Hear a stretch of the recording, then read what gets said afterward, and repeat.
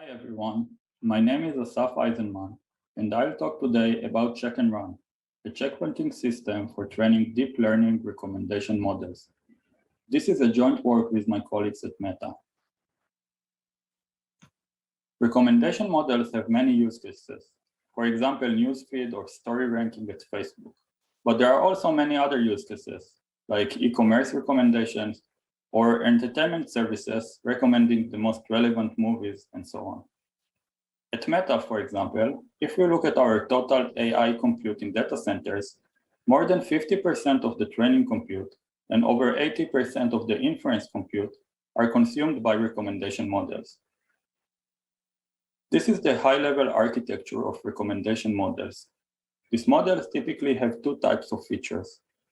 Dense features, which are continuous, for example, the age of a user or the time of the day, and sparse features, which are categorical, for example, movies liked by the user, which are represented by embedding tables. We then combine this feature into a neural network and eventually come up with some prediction, for example, the probability of a click. It's important to note that the embedding tables are very large because of their sparsity, and they constitute the majority of the model footprint, over 99%. Overall, they make our typical recommendation models very large, in the order of terabytes. How does high-performance training at Meta look like? Roughly speaking, it consists of 3 stages located at separate clusters. We first read the dataset in a distributed fashion to make sure the read bandwidth is not a bottleneck. We then train the read data in our training cluster, where we leverage multiple hosts and GPUs for each training job. So for example, a single training job may leverage 128 GPUs. The last stage is what we call checkpointing, where the outcome of the training job is written into remote storage. Why is checkpointing so important? As we know, training jobs at scale interact with multiple systems and components for training, like reader, sharder, trainer, and so on. Any failure in the system may fail the entire training progress, so failures are common. This chart presents the time of failure of 21 training clusters over a month period. We see that the longest 10% of failed jobs ran for over 13 hours before they failed. Checkpointing is important to ensure training progress, because without checkpointing, we have to rerun training jobs from scratch after each such failure, and they may never complete training. Another important use case of checkpointing is shifting training jobs across different nodes or clusters for resource utilization, maintenance, hardware issues, and so on. We also use checkpointing for publishing snapshots, the outcome of training jobs, that we later serve in inference. And we use checkpointing for transfer learning, where we leverage the state of a previously trained model for improving the training of a different model. Checkpointing of large recommendation system introduces several challenges. First, the first challenge is accuracy, since even a tiny decrease of prediction accuracy could result in an unacceptable loss in user engagement. We want the training to stay accurate after we resume from a checkpoint. We also want checkpoints to be as frequent as possible in order to minimize the wasted training time and to ensure progress. However, writing multiple large checkpoints to remote storage by many training jobs in parallel requires significant network and storage bandwidth, and therefore write bandwidth becomes a bottleneck and limits the checkpoint frequency. As you can imagine, storing checkpoints at scale requires hundreds of petabytes of storage capacity with high availability and short access times. The figure here shows a typical model size increase in 2 years at Meta. As can be seen, the model size increased by over 3 times.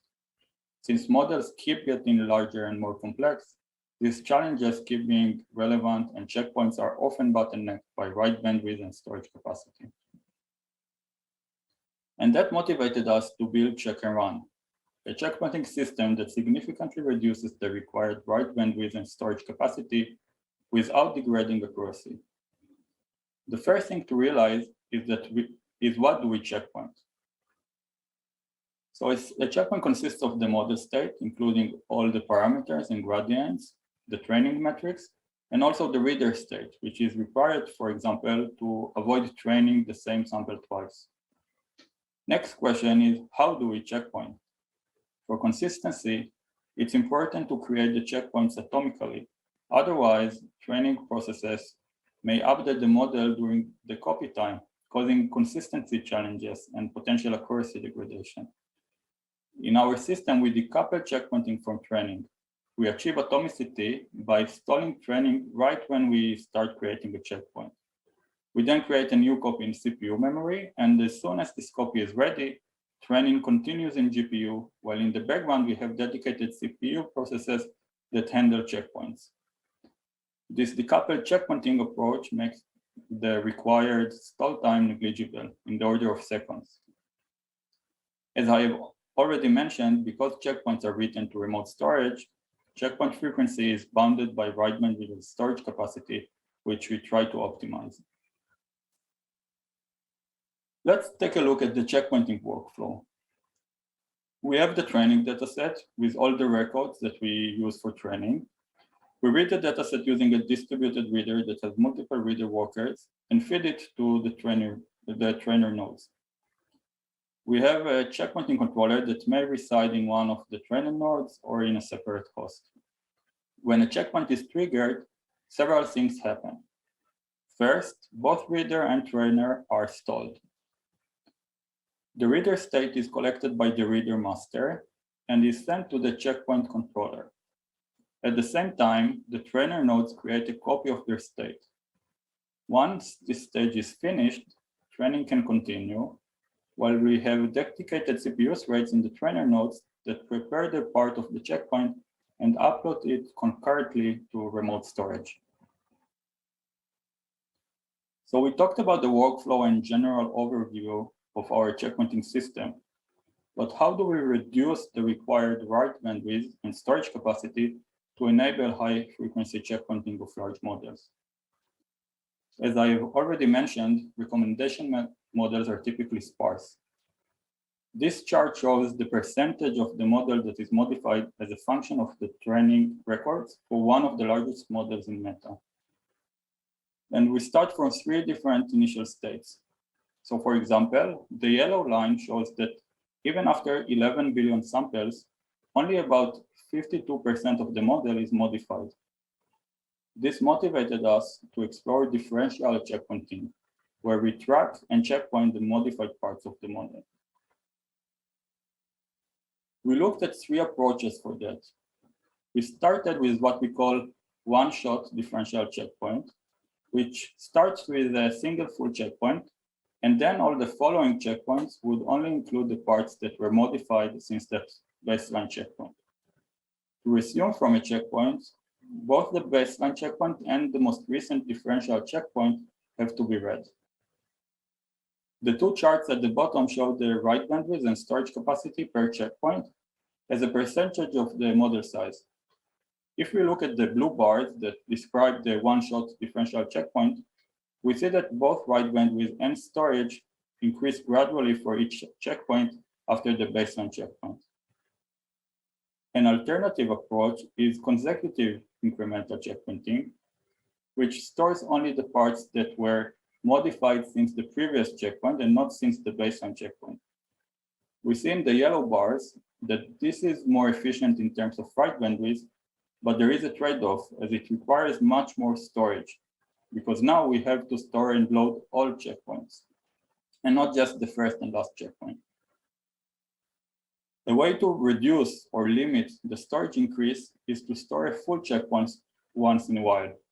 We call this approach intermittent differential checkpointing. Similarly to the first approach, we store a baseline checkpoint and a differential checkpoint on top of it, but this time we reduce the differential view by creating a full checkpoint intermittently. As can be seen in the red bars, the first and 8th checkpoint in this experiment are full, while the others are differential. Another technique we leverage to compress our checkpoints is checkpoint quantization. The idea here is to compress the checkpoints without degrading the training accuracy. Let's see an example of what I mean by quantization.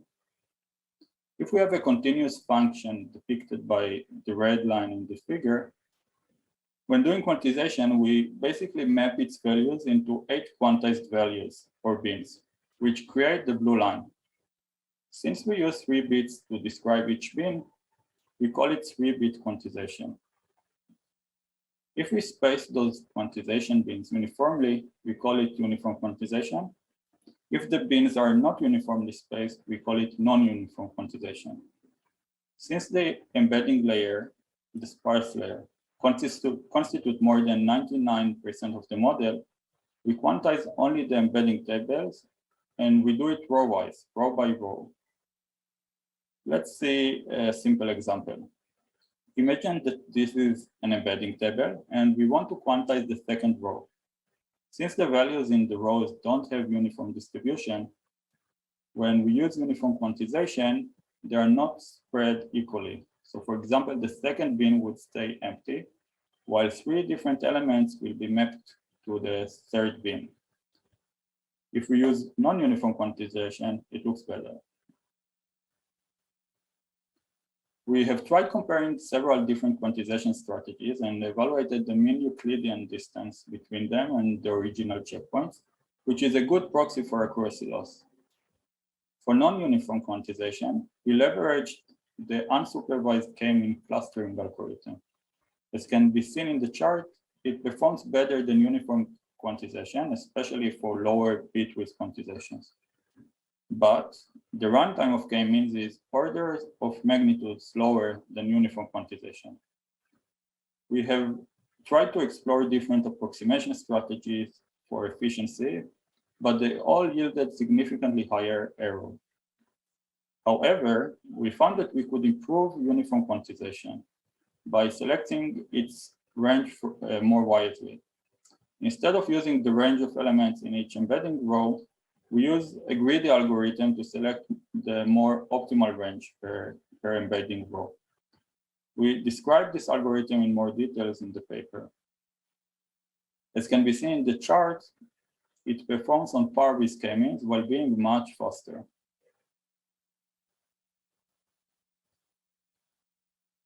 The next question is, which quantization bit width should we use?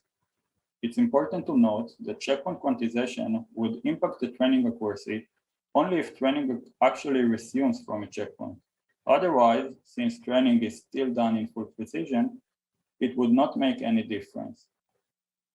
When training jobs have to resume from multiple quantized checkpoints during their lifetime, the quantization error may accumulate. Therefore, we can determine the quantization bit width based on the number of times the training job resumes from checkpoints. These charts show the lifetime accuracy degradation in training jobs of 4 billion samples.